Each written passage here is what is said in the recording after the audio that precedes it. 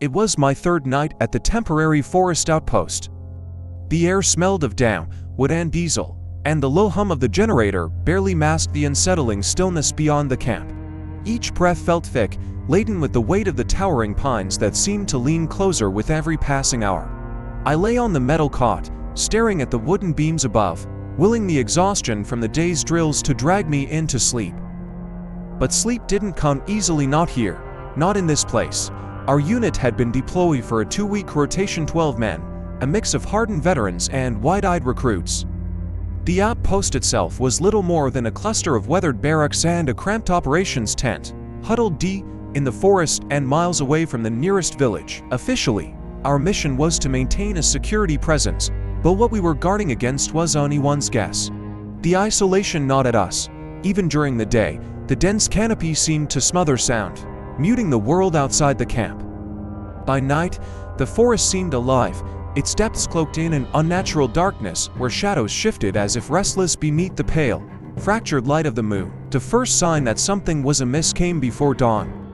I found my boots, where I had left them, but the laces were knotted into an intricate weave, far more elaborate than any simple prank. The knots looped and twisted in ways that made my skin crawl, patterns that felt deliberate, purposeful. Very funny. Whoever did this, I called out at roll call, holding up the tangled mess for the others to see. A few guys chuckled, but their laughter felt uneasy, like they were laughing to convince themselves it was a joke. Not me, Singh said, his voice laced with forced nonchalance. If I did it, you wouldn't have untied them for breakfast. The others snickered, but their glances darted to the forest's edge, where the tree line seemed impossibly dark. I shrugged it off, but a small knot of unease settled in my gut. It wasn't just me. The following night, Singh's canteen vanished from his pack, only to reappear hours later, emptied and placed upside down 3 bunks over. The water left a wet ring on the wood beneath it, as though mocking our confusion. That was only the beginning. Each night, something strange happened. Packs unzipped and their contents shuffled. Boots moved to opposite corners of the barracks. A deck of cards scattered across the floor as though abandoned mid-game. When we confronted each other, no one claimed responsibility. No one saw or heard a thing. By the 4th morning, Corporal Evans had had enough. "All right, who's the comedian?" he snapped, holding up his mess kit, which had somehow found its way under his pillow, still sticky with the remnants of last night's stew. The stew's viscous residue dripped onto the floor as he glared at each of us in turn. "This isn't funny anymore. Someone wants to screw around? Fine, but don't drag me into it." His anger hung in the air, heavy and sour. For a moment, no one spoke. We could only hear the faint hum of the generator outside, a sound that somehow felt smaller, swallowed by the growing unease. That night, we decided to set watches, hoping to catch whoever or whatever was behind the disturbances. The hours crawled by in silence. Those of us lying down pretended to sleep, our breaths shallow as we strained to listen for anything out of the ordinary. The watchers reported nothing, no footsteps, no movement, just the occasional gust of wind that seemed to sigh through the trees. Yet the strange occurrences continued. One evening, as the sun dipped below the trees and the shadows lengthened across the barracks, we decided to count the bunks. There were 12 of us, so why was there a 13th bed? It was positioned at the far end of the room, tucked near the door, and had been easy to overlook until now. The faint light from the generator flickered, casting eerie, uneven shadows on the walls, and in that moment, the bunk became impossible to ignore. The bed was warped and sagging, like it had been forgotten for years. The frame creaked under the weight of its own age, and the mattress, stained with something too old and dark to identify, bulged in odd, unsettling ways. The presence of the extra bunk felt wrong and natural. The air around it seemed to grow heavy, as if the room itself was holding its breath. "Think it's haunted?" Private Jacobs joked, nudging Singh with an elbow. His grin was tight, forced. Singh, usually quick with a retort, just stared at the bunk for a long moment, his mouth a thin line. "Shut it, Jacobs," he muttered, though his eyes lingered on the empty bed longer than they should have. The bravado was gone from his voice, replaced by something that bordered on unease. I could see it in his posture, his shoulders tensed as if bracing for something unseen. We all fell silent, the atmosphere shifting in subtle ways, like the temperature in the room had dropped ever so slightly. But we dismissed it, a joke, an old bunk, nothing to worry about, right? Later that night, As we lay in our bunks, the darkness outside the barracks deepened. But it wasn't the night that unsettled me, it was the empty bunk. It seemed to radiate a presence, though I couldn't put my finger on what it was. It wasn't movement or sound, but an oppressive feeling, like being watched by something that couldn't be seen. I tried to convince myself it was my imagination playing tricks, but the sensation wouldn't let go. I wasn't the only one. Across the room, I saw Singh's silhouette, his wide eyes reflecting the faint moonlight coming through the window. His gaze was locked on the far end of the barracks, on that cursed bunk. The silence was thick, so thick you could almost taste it. "Anyone else feel that?" he whispered into the dark. His voice was strained, a mix of disbelief and fear. I nodded, though I wasn't sure if he could see me. The rustling from the other bunks had stopped, like everyone was holding their breath. The silence stretched on, suffocating, until it was broken by a faint creak, sharp and deliberate. I stiffened. It sounded like the bed frame at the end of the room, as though something had shifted on it, the weight of something unseen pressing down. My heart pounded, and a cold sweat clung to the back of my neck. I wanted to speak, to call out, but something in the air made my tongue feel heavy, like my words would get lost before they even left my mouth. "Who's there?" Singh called out, his voice trembling. There was no answer. The room went suddenly cold. My breath fogged in front of me, and a wave of dread washed over me so forceful it made my hands shake. I felt it then, something was wrong, not just the bunk, not just the air, but the very presence in the room. It was as if the shadows themselves had shifted, pulling in tighter around us. I wanted to scream, to jump up and run, but my body felt frozen. Fear held me in place, a vice grip around my chest. Morning came like a reluctant visitor, bringing no relief. We moved through our routine mechanically, all of us avoiding each other's eyes, pretending that nothing had happened. But Singh found his dog tags later, buried under the warped bunk, twisted and scratched. He swore they had been around his neck when he'd gone to sleep. He picked them up, his fingers trembling, and muttered something under his breath that none of us caught.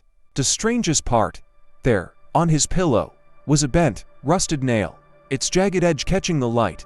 It had been placed with deliberate care, like it had been waiting for him. "This isn't funny anymore," Evans growled, his face hard with barely contained anger. "If anyone's got a problem, say it now." His voice carried the weight of authority, but it fell on deaf ears. We all stayed silent, unwilling to acknowledge the growing tension that no one could explain. We didn't speak about it again, but after that, we avoided the extra bunk. Even the most skeptical of us quickened our pace when we had to pass it. No one wanted to be too close, not for too long, as if standing too near it might invite whatever darkness clung to it. A week later, the whispers began. At first, they were subtle, faint murmurs in the middle of the night, too quiet to make out the words, but clear enough to send a shiver down your spine. Sometimes they came from outside the barracks, carried by the wind that always seemed to come from the direction of the trees. Other times, they sounded like they were right next to us, rising from the wooden floors, curling into the corners of the room like tendrils of smoke. The voices weren't always the same. Sometimes they were low and almost imperceptible, like the rustle of leaves in the forest. Other times, they came sharp and clear, almost human, but not quite. I remember one night, lying in my bunk, when I thought I heard my name. It was soft, too soft to be anyone else, but unmistakable. The voice was strange, distant, like it was being carried on the wind. I sat up, heart racing, but when I glanced around, no one else seemed to have heard it.